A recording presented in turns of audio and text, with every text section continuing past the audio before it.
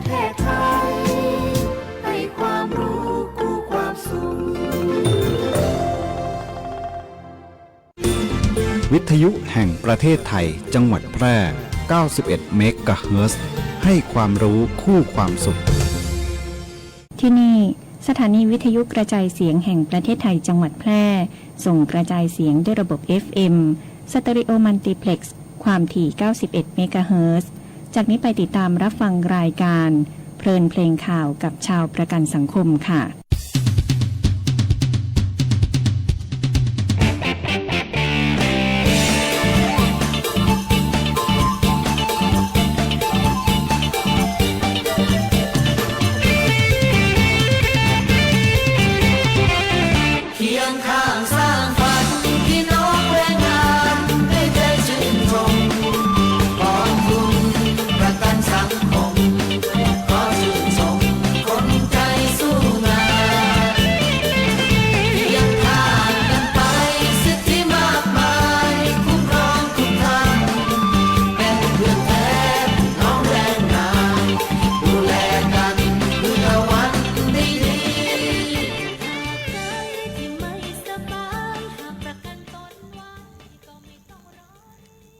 สวัสดีค่ะขอต้อนรับท่านผู้ฟังเข้าสู่รายการเพลิงเพลงข่าวกับชาวประกันสังคมวันนี้พบกับดิฉันพรพันธ์สังบุญญานิธิและคุณเรียมพรอินทาลาเราสองคนจะนำสาระข่าวสารงานด้านการประกันสังคมมาเล่าสู่กันฟังให้กับพี่น้องนายจ้างลูกจ้างผู้ประกันตนและผู้ฟังที่รับฟังรายการผ่านคลื่นวิทยุ FM 91 เมกะเฮิรตซ์ สถานีวิทยุกระจายเสียงแห่งประเทศไทยจังหวัดแพร่รวมถึงรับชมผ่าน Facebook ของสถานีวิทยุกระจายเสียงแห่งประเทศไทยจังหวัดแพร่วันนี้ตรงกับวันพุธที่12พฤศจิกายน2568แรม7ค่ำเดือน12เป็นเดือนที่11ของปีซึ่งในช่วงเดือนนี้ของทุกๆปีอากาศจะเริ่มเข้าสู่ฤดูหนาวในภาคเหนือของเราแต่ปีนี้เนื่องจากมีปริมาณพายุฝนจำนวนมากจึงทำให้ยังมีฝนอยู่เราจึงไม่ได้สัมผัสอากาศหนาวสักเท่าไหร่แต่ยังไงก็ขอให้ผู้ฟังดูแลสุขภาพเพราะช่วงปลายฝนต้นหนาวอากาศค่อนข้างจะเปลี่ยนแปลงบ่อยทำให้ร่างกายเราไม่สามารถปรับตัวได้ทันอาจทำให้เจ็บป่วยได้ค่ะกลับมาเข้าสู่รายการเราดีกว่าค่ะสำหรับวันนี้ทางสำนักงานประกันสังคมมีข่าวสารสาระน่ารู้มาบอกเล่ากันให้กันฟังเกี่ยวกับภารกิจของสำนักงานประกันสังคมจังหวัดแพร่ซึ่งวันนี้เราก็มีข่าวสารมาประชาสัมพันธ์เรื่องแรกคือการชำระเงินกองทุนประกันสังคมมาตรา33มาตรา39และมาตรา40เรื่องที่2คือการชำระเงินกองทุนเงินทดแทนประจำปี2569ก่อนที่เราจะมารับฟังรายละเอียดข่าวสารในแต่ละหัวข้อขอเชิญผู้ฟังรับฟังเพลงจากทางรายการสัก1เพลงก่อนค่ะ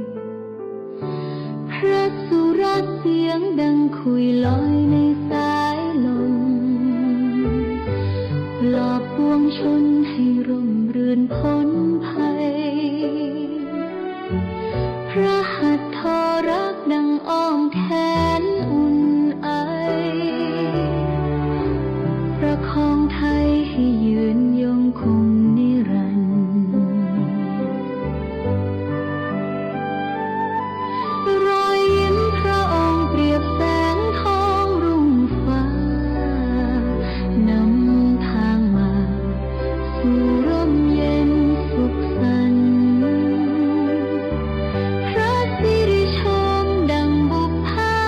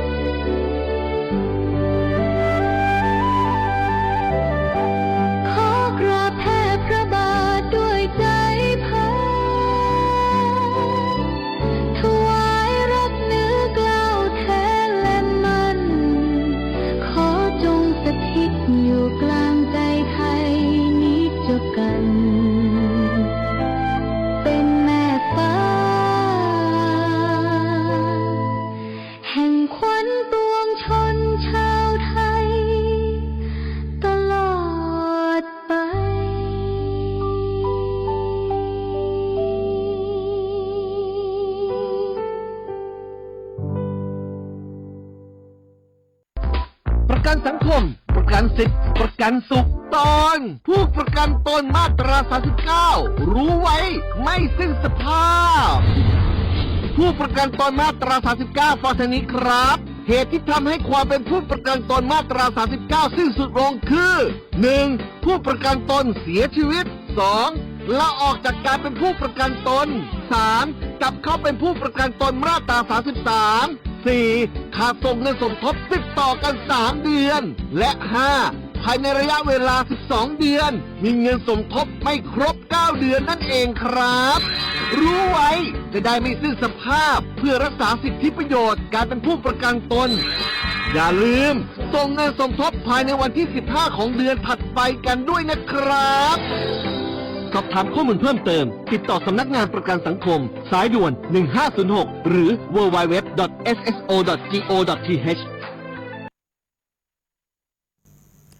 รับฟังเพลงเพราะๆจบไปหนึ่งเพลงจากทางรายการแล้วนะคะช่วงนี้เรามารับฟังรายละเอียดเกี่ยวกับการชำระเงินสมทบกองทุนประกันสังคมมาตรา33มาตรา39และมาตรา40ค่ะว่านายจ้างหรือผู้ประกันตนสามารถชำระเงินผ่านช่องทางไหนได้บ้างมาเริ่มจากการชำระเงินสมทบของสถานประกอบการมาตรา33กันก่อนค่ะสำหรับนายจ้างหรือสถานประกอบการที่ต้องการชำระเงินสมทบกองทุนประกันสังคมประจำเดือนท่านสามารถชำระผ่านช่องทางดังนี้ค่ะช่องทางแรกชำระผ่านเคาน์เตอร์บริการก็จะมีสำนักงานประกันสังคมเคาน์เตอร์ธนาคารกรุงไทยจำกัดมหาชนเคาน์เตอร์ธนาคารกรุงศรีอยุธยาจำกัดมหาชน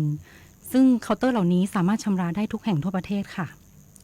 ช่องทางที่2จัดทำข้อมูลผ่านระบบ e-service ชำระเงินผ่านระบบอิเล็กทรอนิกส์หรือ e-payment โดยสามารถเข้าไปทำธุรกรรมได้ที่เว็บไซต์ของสำนักงานประกันสังคมคือ www.sso.go.th ค่ะซึ่งช่องทางนี้จะมีทั้งหมด15ธนาคารและ1หน่วยบริการค่ะ15ธนาคารก็จะมีธนาคารกรุงไทยจำกัดมหาชนธนาคารกรุงศรีอยุธยาจำกัดมหาชนธนาคารไทยพาณิชย์จำกัดมหาชนธนาคารกสิกรไทยจำกัดมหาชนธนาคารกรุงเทพจำกัดมหาชนธนาคารออมสินธนาคารเพื่อการเกษตรและสหกรณ์การเกษตรธนาคารซิตี้แบงก์ธนาคารมิตซูโฮธนาคารซูมิโตโมธนาคารไทยทหารไทยธนชาติธนาคารดอชแบงก์ธนาคาร BNP ธนาคาร JP Morgan และธนาคาร UOB 1หน่วยบริการคือเคาน์เตอร์เซอร์วิสหรือบัตรเครดิตบัตรเดบิตที่มี Mastercard และปัจจุบันมีช่องทาง QR Code ที่สามารถสแกนจ่ายได้ง่ายมากเลยค่ะซึ่งประโยชน์ของการชำระเงินผ่านระบบ e-payment ก็คือจะเป็นการลดต้นทุนการจัดการด้านเอกสารลดความผิดพลาดในการกรอกข้อมูลระบบ e-payment สามารถดึงข้อมูลจากฐานข้อมูลมาใช้เพิ่มความสะดวกและรวดเร็วมากขึ้นมีการยืนยันการตัดบัญชีการสั่งชำระเงินก็จะได้รับข้อความยืนยันการตัดบัญชีลดการใช้เงินและเช็คนายจ้างได้รับความสะดวกรวดเร็วประหยัดเวลาและค่าใช้จ่ายในการเดินทางและข้อมูลเงินสมทบเข้าสู่ระบบประกันสังคมได้รวดเร็วขึ้นผู้ประกันตนสามารถตรวจสอบและใช้สิทธิประโยชน์ได้อย่างรวดเร็วฟรีค่าธรรมเนียมในการชำระเงินและสามารถพิมพ์ใบเสร็จรับเงินอิเล็กทรอนิกส์จากทางเว็บไซต์ได้เลยค่ะสำหรับช่องทางการชำระเงินสมทบของผู้ประกันตนมาตรา33เดี๋ยวจะให้คุณเรียมพรมาคุยในรายละเอียดและแนะนำช่องทางการชำระเงินให้ทราบค่ะค่ะสำหรับผู้ประกันตนมาตรา39ที่ต้องการชำระเงินสมทบในแต่ละงวดเดือนท่านสามารถชำระเงินผ่านช่องทางต่างๆที่สำนักงานประกันสังคมได้ทำข้อตกลงไว้จะชำระผ่านช่องทางใดแล้วแต่ผู้ประกันตนแต่ละท่านสะดวกซึ่งประกอบด้วยช่องทางแรก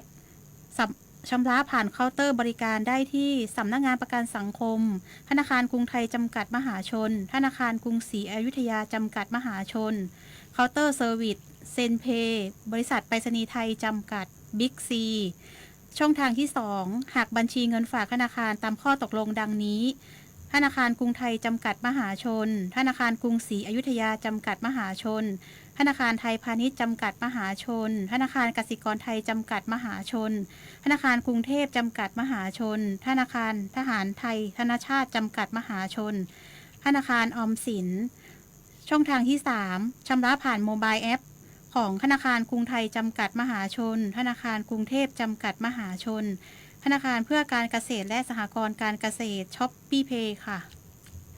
ค่ะเป็นยังไงบ้างคะท่านผู้ฟังกับความสะดวกสบายการเข้าถึงการให้บริการของสำนักงานประกันสังคมในการพัฒนาช่องทางการชำระเงินคงทำให้ผู้ฟังหลายๆท่านที่เป็นทั้งนายจ้างและผู้ประกันตนสามารถชำระเงินสมทบได้อย่างรวดเร็วสะดวกประหยัดค่าใช้จ่ายรวมถึงไม่ต้องเสียเวลาในการรอคอยการให้บริการค่ะสำหรับช่วงนี้เราพักฟังเพลงจากทางรายการกันก่อนค่ะ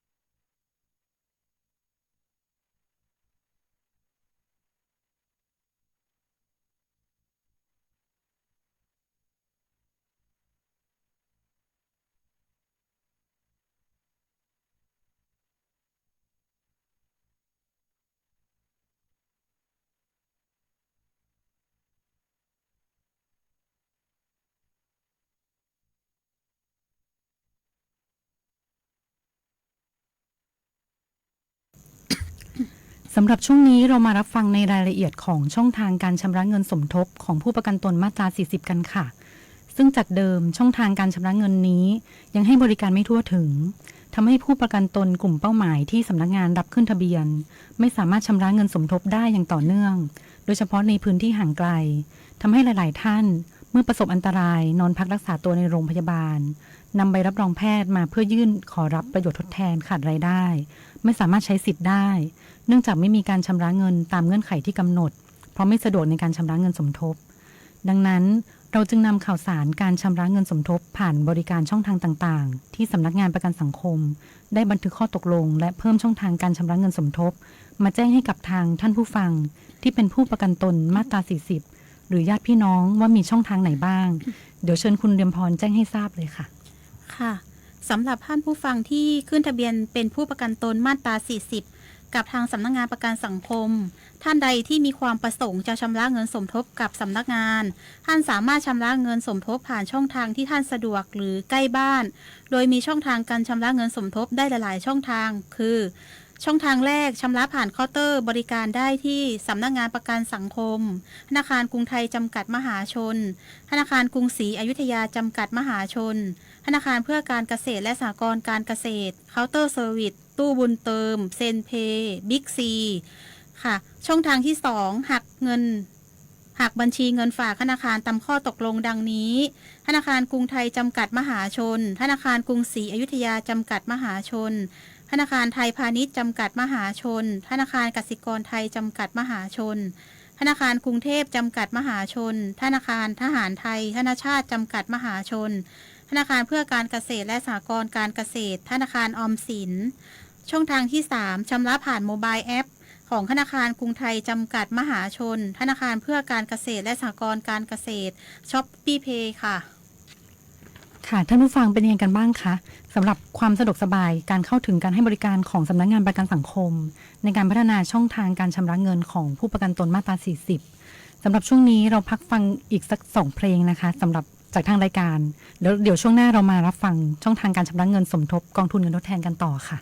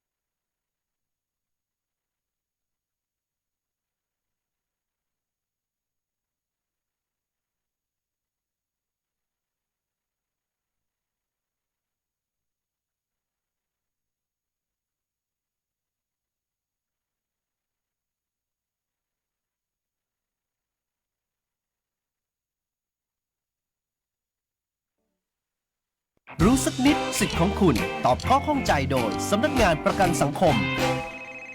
ผมประสบอุบัติเหตุทางรถยนต์จนต้องเข้าเฝือก ผมจะได้รับสิทธิประโยชน์อะไรบ้างครับ แล้วต้องออกค่ารักษาเองไหม กลัวค่าใช้จ่ายไม่พอ ไม่ต้องกลัวครับ ถ้าคุณจ่ายค่าสมทบมาแล้วไม่น้อยกว่า 3 เดือน ภายในระยะเวลา 15 เดือน ก่อนวันรับบริการทางการแพทย์ จะได้รับการบริการทางการแพทย์ รวมถึงค่าอวัยวะเทียม และอุปกรณ์ในการบำบัดรักษาโรค ตามประกาศสำนักงานประกันสังคม โดยไม่เสียค่าใช้จ่ายจากสถานพยาบาลที่มีชื่อระบุไว้ในบัตรรับรองสิทธิรักษาพยาบาล และได้รับเงินทดแทนการขาดรายได้ ในระหว่างหยุดพักรักษาในอัตรา50%ของค่าจ้างรายเดือนครั้งละไม่เกิน 90 วัน และรวมกันไม่เกิน 180 วันต่อปี เว้นแต่ป่วยด้วยโรคเรื้อรังจะได้รับไม่เกิน 365 วันหรือ 1 ปีครับ รู้สักนิดสิทธิ์ของคุณโดยสำนักงานประกันสังคมกระทรวงแรงงาน 20 ปีประกันสังคมยุคใหม่เพื่อสังคมไทยที่เข้มแข็ง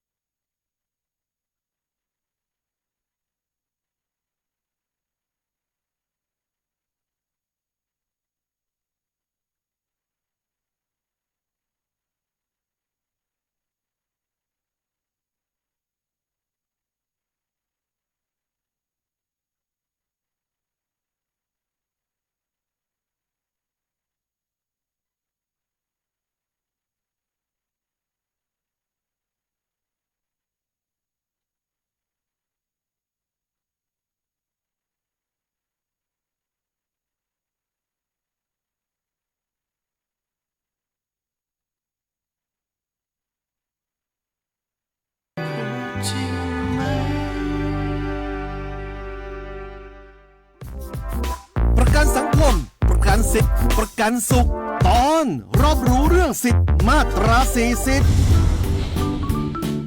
เพื่อนๆที่ทำอาชีพอิสระอยู่ตอนนี้อยากได้ไหมสวัสดิการดีอยากมีบ้างหรือเปล่า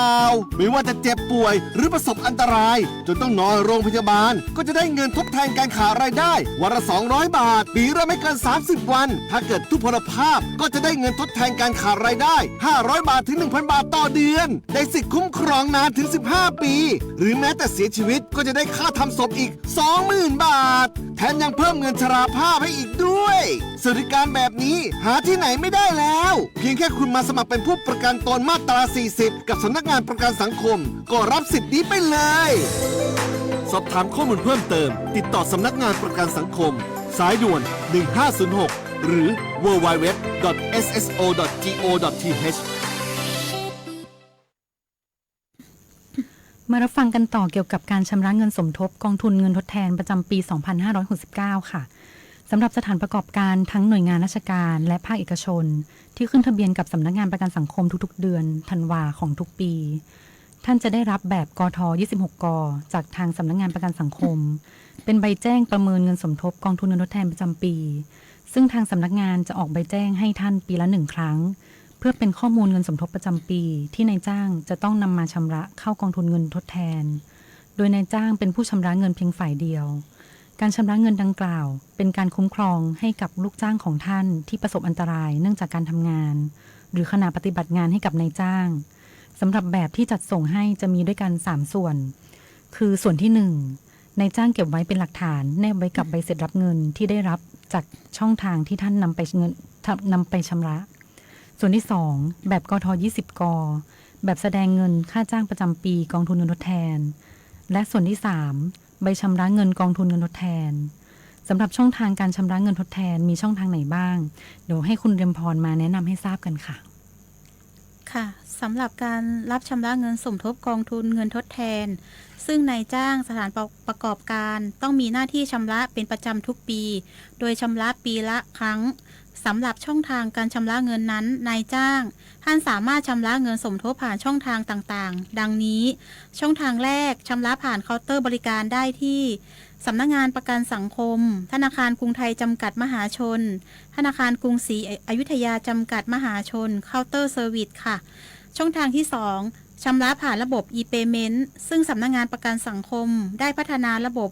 ให้สามารถชำระเงินผ่านระบบ e-service โดยสามารถหักผ่านบัญชีธนาคารดังต่อไปนี้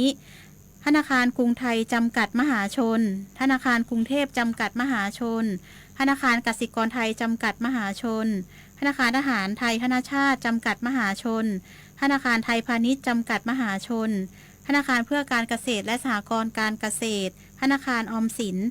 บัตรเครดิตบัตรเดบิตที่เป็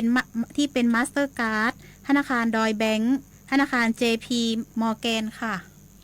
ค่ะขอบคุณพี่เรียมพรมากเลยค่ะที่มาแนะนำและแจ้งรายละเอียดช่องทางการชำระเงินให้กับท่านผู้ฟังที่ติดตามเราผ่านรายการสำหรับนายจ้างหรือผู้ประกันตนเมื่อได้รับฟังแล้ว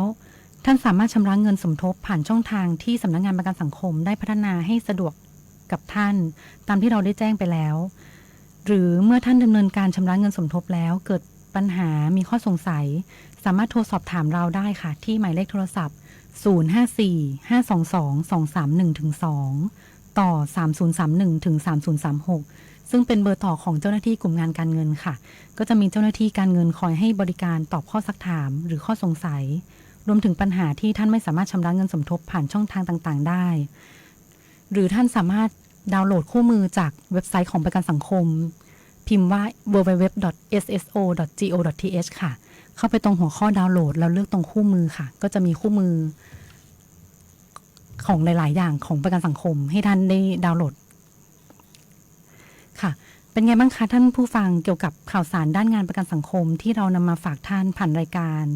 ในวันนี้คงจะช่วยเพิ่มความสะดวกสบายรวดเร็วและประหยัดเวลาในการชำระเงินสมทบให้กับสำนักงานประกันสังคมทั้ง2กองทุนช่วงสุดท้ายของรายการขอให้ท่านผู้ฟังทุกท่านมีสุขภาพร่างกายแข็งแรงไม่เจ็บไม่จนด้วยความห่วงใยจากเราชาวประกันสังคมจังหวัดแพร่ท่านสามารถรับฟังรายการเพลิงข่าวกับชาวประกันสังคมได้ทุกวันพุธที่2และ4ของเดือนเวลา 14 นาฬิกาถึง 15 นาฬิกาโดยประมาณ สำหรับวันนี้ดิฉันพรพันธ์สังบุญญนิธิและคุณเรียมพรอินทาลาขอลาไปก่อนค่ะสวัสดีค่ะ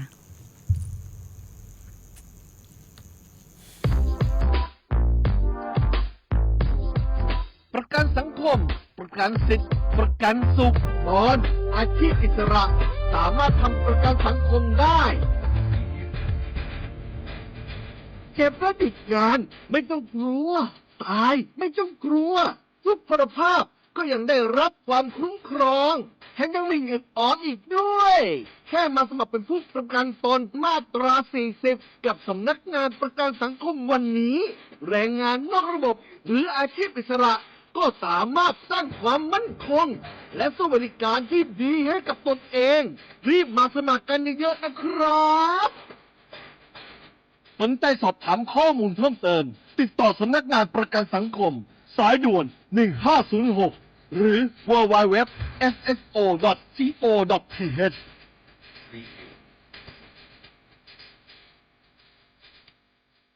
รู้สักนิดสิทธิ์ของคุณตอบข้อข้องใจโดยสำนักงานประกันสังคม ถ้ารับพนักงานใหม่เข้ามาที่บริษัทแล้วเราจะรอสัก 2-3 เดือนแล้วค่อยยื่นประกันสังคมให้ได้ไหมคะเห็นทีว่าจะไม่ได้อะครับบริษัทที่มีพนักงานมากกว่า1 คนขึ้นไปเนี่ยมีหน้าที่ในการทำประกันสังคมเนี่ยตามกฎหมายให้ลูกจ้างโดยจะต้องมีการแจ้งขึ้นทะเบียนผู้ประกันตนต่อสำนักงานประกันสังคมเนี่ยภายใน30 วันนับแต่วันที่รับลูกจ้างเข้าทำงานครับมิฉะนั้นเนี่ยจะมีความผิดต้องระวางโทษจำคุกไม่เกิน6 เดือนหรือปรับเนี่ยไม่เกิน 20,000 บาทหรือทั้งจำทั้งปรับและหากมีการเปลี่ยนแปลงข้อมูลเกี่ยวกับลูกจ้างเนี่ยที่เคยแจ้งไว้เนี่ยนายจ้างเนี่ยจะต้องแจ้งเป็นหนังสือต่อสำนักงานประกันสังคมภายในวันที่15ของเดือนถัด